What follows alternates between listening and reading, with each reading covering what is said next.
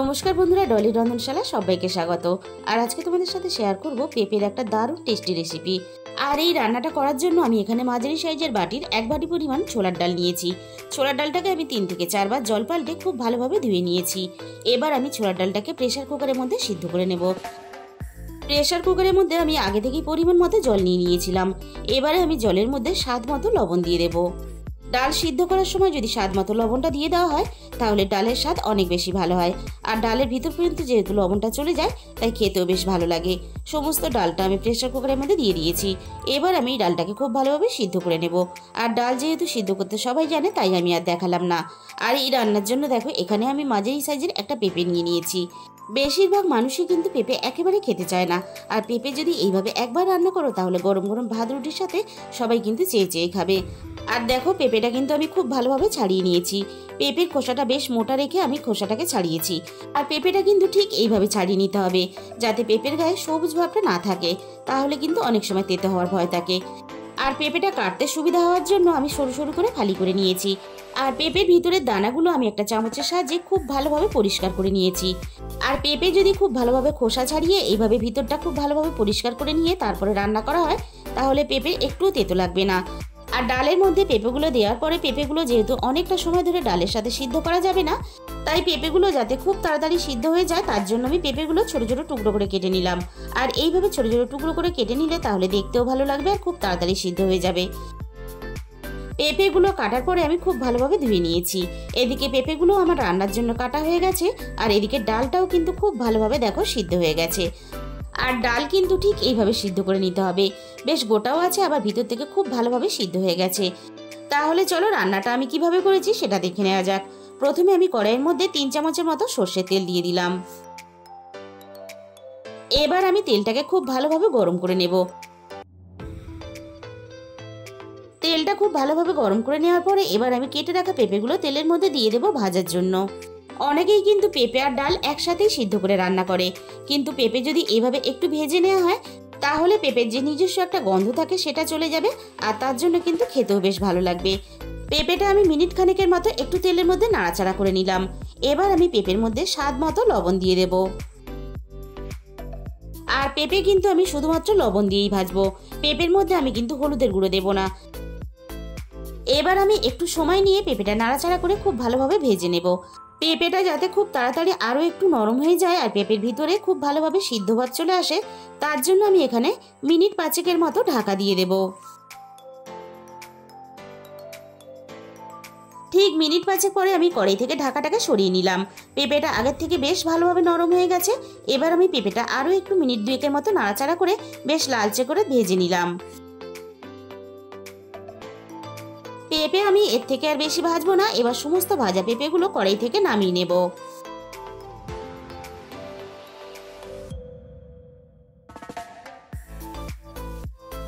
এবার ওই একই তেলের মধ্যে আমি ফোড়নে দিয়ে দিলাম 1/2 চামচ পরিমাণ গোটা জিরে।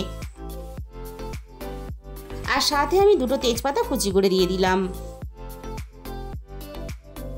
আর সব শেষে আমি ফোড়নে দিয়ে দিলাম 2টো শুকনো লঙ্কা।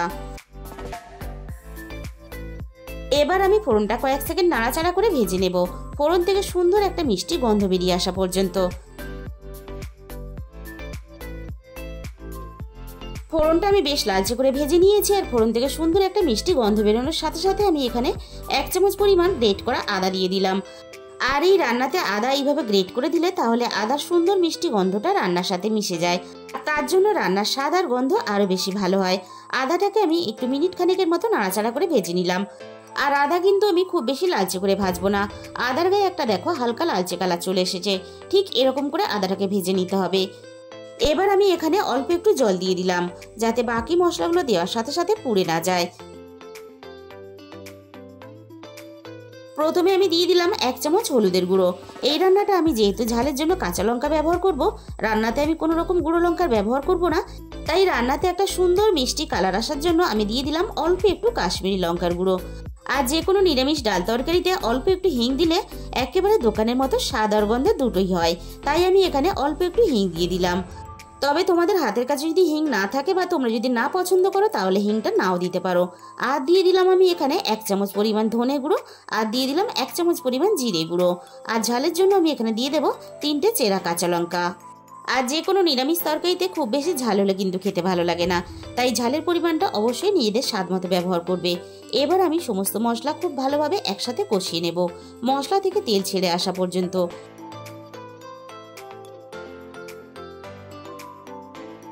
মশলাটা আমি দেখো 3-4 মিনিটের মতো খুব ভালোভাবে কষিয়ে নিয়েছি, আর মশলা থেকে সুন্দরভাবে তেলটা আলাদা হতে শুরু করে দিয়েছে।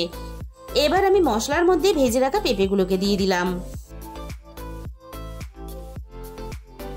এবার আমি পেঁপে আর মশলা সবকিছু একসাথে মিনিট 3-4 মতো খুব ভালোভাবে কষিয়ে নেব।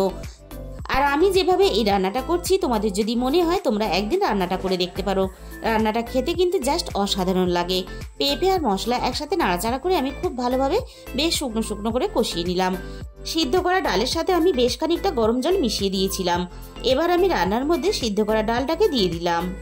আর এই রান্নাতে গরম জলটা ব্যবহার করার চেষ্টা করবে, তাহলে রান্নার স্বাদ আর গন্ধ দুটোই বজায় থাকবে। সব কিছু একসাথে নাড়াচাড়া করে আমি খুব ভালোভাবে মিশিয়ে দিলাম। ডালটা বেশ হালকা ফুটে উঠেছে, এই সময় আমি লবণটাকে চেক করে নিয়েছিলাম। লবণের পরিমাণটা একটু কম মনে হয়েছে, তাই আমি এখানে স্বাদ মতো আরও একটু লবণ দিয়ে দিলাম। আর সাথেই আমি স্বাদ মতো অল্প একটু চিনি দিয়ে দিলাম। সবকিছু আমি একসাথে আবারও নাড়াচাড়া করে খুব ভালোভাবে মিশিয়ে দিলাম। আর পেঁপেটা যাতে আরও ভালোভাবে সিদ্ধ হয়ে যায় তার জন্য আমি ঢাকা দিয়ে দিলাম। আর এই সময় কিন্তু গ্যাসের ফ্লেমটা মিডিয়াম টু লোতে রাখতে হবে, তা না হলে ডালটা অনেক বেশি সিদ্ধ হয়ে গলে যাবে, আর তার জন্য কিন্তু রান্নাটা খেতে ভালো লাগবে না। ঠিক মিনিট 10 মতো আমি রান্নাটা করে নিয়েছি, আর রান্নাটা কিন্তু আমাদের প্রায় রেডি হয়ে এসেছে। এবার আমি দেখে নেব পেঁপেটা খুব ভালোভাবে সিদ্ধ হয়েছে কিনা। আর দেখো পেঁপেও খুব ভালোভাবে সিদ্ধ হয়ে গেছে, আর ডাল কিন্তু একটুও গলে যায়নি। ডালটাও কিন্তু বেশ গোটা গোটা আছে। ঠিক এইভাবেই কিন্তু রান্নাটা করে নিতে হবে। এবার আমি রান্নার মধ্যে দিয়ে দেব 1 চামচ গরম মশলার গুঁড়ো। আর সব শেষে আমি এখানে দিয়ে দিলাম অল্প একটু ঘি। আর ঘি আর গরম মশলা দেওয়ার জন্য রান্নার স্বাদ কিন্তু আরও 3 গুণ বেড়ে গেল। এবার আমি ঘি আর গরম মশলা গুঁড়োটা নাড়াচাড়া করে খুব ভালোভাবে মিশিয়ে দেব। আর গরম গরম ভাত, রুটি, লুচি, পরোটা খাওয়ার জন্য দারুণ টেস্টি আমাদের কিন্তু একটা পেঁপে রেসিপি রেডি হয়ে গেল। আর এইভাবে যদি নিরামিষ পেঁপে রান্না করো তাহলে কিন্তু খিদের পরিমাণটা আরও বেশি বেড়ে যাবে। তাহলে বন্ধুরা একদিন হলেও তোমরা এই রেসিপিটা ট্রাই করে দেখতে পারো। আর রেসিপিটা যদি ভালো লেগে থাকে তাহলে একটা ভিডিওতে লাইক করে দিও, আর নিজেদের বন্ধুদের মধ্যে শেয়ার করে দিও। আর যে সমস্ত নতুন বন্ধুরা এখনো পর্যন্ত আমার চ্যানেলটাকে সাবস্ক্রাইব করোনি, এরকম ঘরোয়া রেসিপি পেতে আমার চ্যানেলটাকে সাবস্ক্রাইব করে পাশে থাকা বেল আইকনটা ক্লিক করে অল করে দিও। তাহলে আমি যখনই কোনো নতুন রেসিপি আপলোড করব সবার আগে তোমার কাছে পৌঁছে যাবে। আর তোমাদের মূল্যবান সময় দিয়ে আমার এই রেসিপিটা এতক্ষণ সময় ধরে দেখার জন্য তোমাদের সবাইকে অসংখ্য ধন্যবাদ।